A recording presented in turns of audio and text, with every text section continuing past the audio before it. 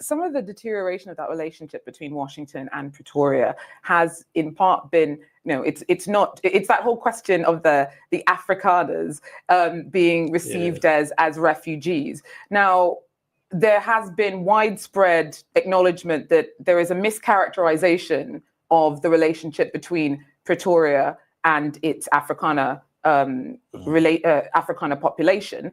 But just for clarity's sake, set out why this description of there being a white genocide or that Afrikaners' land is being taken from them is not accurate. There's no genocide in South Africa. Of course, there has been a situation in some farms where farm workers themselves were killed, including some farmers, but it has affected both black and white for years. That's why we came up with a rural safety strategy. But there is no genocide at all. And when the president signed the expropriation bill into law, they made a lot of noise that we're going to take their farms. There is going to be land grabs and farmers are being killed. There's nothing like that. We're working very well with farmers in South Africa. South Africa is a democracy. So if some people feel they want to go and live in the United States, they are free to do so, but they must not lie about why they are living, and let them live and go and stay in the United States as they want to be refugees. Really, it's their business. But they can't badmouth the country. Young black men are unfortunately the biggest victims of violence in South Africa. With all of the work that you're doing in terms of repairing, bilateral relations with Washington, improving relations with France, what is happening domestically in terms of tackling the soaring rates of crime? Need a UGC video?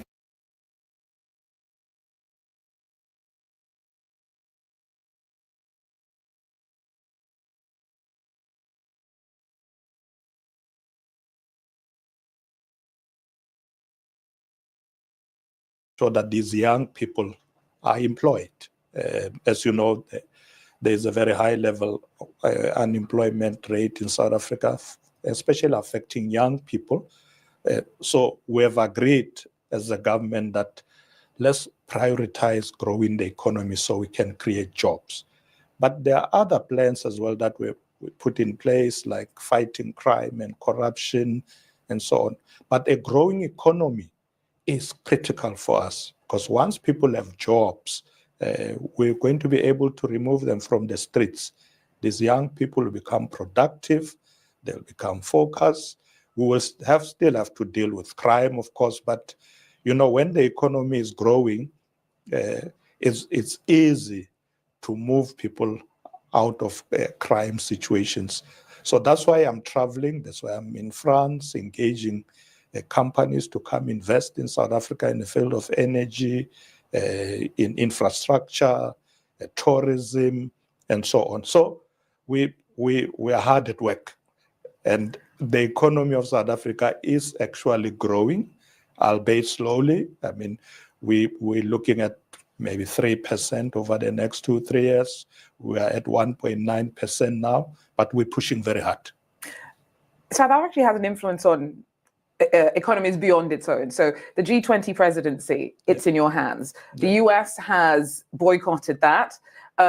How does that affect your plans to push African priorities during your presidency of the bloc? In fact, we decided that we should do exactly that.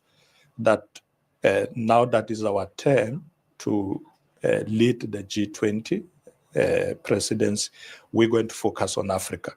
But how? We're bringing African countries on board. In fact, some of the meetings are taking place in African countries. The ministers in Africa are participating. We invite them as observers to participate, but we have consciously decided, let it benefit Africa, not just South Africa. We will also use the Africa Continental Free Trade Area as a way of mobilizing the participation of African countries, and they are quite happy with that. So when you look at the G20 this year in November in South Africa, you must see it as an event for Africa, not just South Africa. How are your regional relations? So there was a lot of friction between